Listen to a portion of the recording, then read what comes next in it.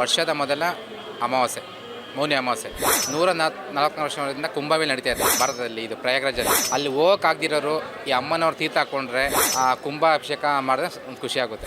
ಈ ಬೆಂದಕಾಳೂರಿಗೆ ನಮ್ಮ ಕೆಂಪೇಗೌಡರು ನಾವು ಒಂದು ಕಾವಲು ಗೋಪುರ ಕಟ್ಟಬೇಕು, ಯಾಕೆಂದರೆ ಕಳ್ಳತನ ಆಗ್ತಾ ಇರೋದ್ರಿಂದ ಆ ಎತ್ತಿನ ಬಂಡಿ ಎಲ್ಲಿವರೆಗೂ ಹೋಗಿ ನಿಂತ್ಕೊಳ್ಳುತ್ತೋ ಅಲ್ಲಿವರೆಗೂ ಅಮ್ಮನವ ಒಂದು ಕಾವಲು ಗೋಪುರ ಕಟ್ಟಬೇಕು ಅಂತ ಹೇಳಿ ಒಂದು ಅಪ್ಪಣೆ ಮಾಡ್ತಾರೆ.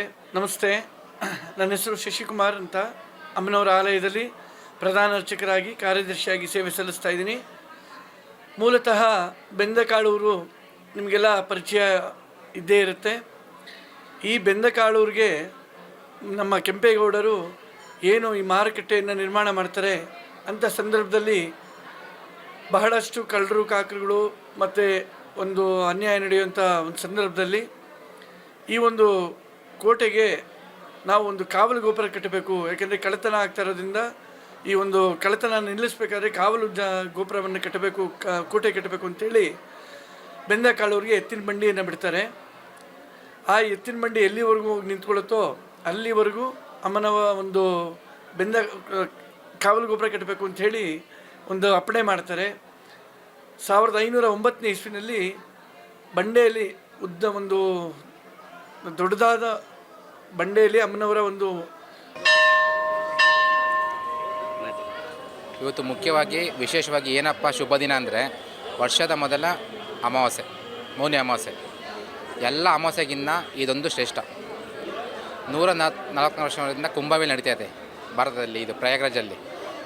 ಅಲ್ಲಿ ಹೋಗೋಕ್ಕಾಗದಿರೋರು ಈ ಅಮ್ಮನವ್ರು ತೀರ್ಥ ಹಾಕ್ಕೊಂಡ್ರೆ ಆ ಕುಂಭಾಭಿಷೇಕ ಮಾಡಿದ್ರೆ ಒಂದು ಖುಷಿಯಾಗುತ್ತೆ.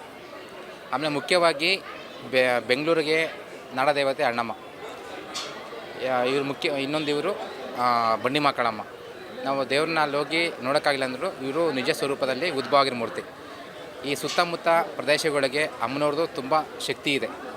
ಎಂಥ ಕಾಯಿಲೆಗಳಿದ್ರು, ಏನೇ ಥರ ದುಷ್ಟ ಶಕ್ತಿಗಳಿದ್ರು ಈ ಅಮ್ಮನವ್ರಿಂದ ಯಾವುದೇ ಥರ ಇದ್ರೂ ನೀರು ಥರ ಕರ್ಗೋಗುತ್ತೆ. ಆಮೇಲೆ ಮುಖ್ಯವಾಗಿ ಇದರಲ್ಲಿ ಏನಪ್ಪ ಅಂದರೆ ಖುಷಿ ಹೇಳ್ತೀನಿ ಅಂದರೆ, ನಮ್ಮ ಸ್ನೇಹಿತರು ಗೋವಿಂದರ ವಿಜಯ ಕ್ಷೇತ್ರ ಪ್ರಿಯಾಕೃಷ್ಣ ಶಾಸಕರಾಗಿದ್ದಾರೆ, ಅಮ್ಮನವರ ಆಶೀರ್ವಾದ. ಮತ್ತು ನಮ್ಮ ಯಜಮಾನರಾದಂಥ ಶ್ರೀ ಎಂ ಕೃಷ್ಣಪ್ಪನವರು ವಿಜಯನಗರ ಶಾಸಕರು ಮತ್ತು ಮಾಜಿ ಮಂತ್ರಿಗಳು, ಇವರ ಕೃಪಾ ಕಟಾಕ್ಷದಿಂದ ಅವರು ಎಷ್ಟೇ ದುಷ್ಟ ಶಕ್ತಿಗಳು ಅವರ ಮೇಲೆ ಎದುರಾಳಿಗೆ ಬಂದ್ರೂ ಈ ಅಮ್ಮನವರು ಎಲ್ಲ ನೀರು ಥರ ಕರಗಿಸಿ ಅವ್ರು ಇದು ಮಾಡ್ತಾಯಿದ್ದಾರೆ.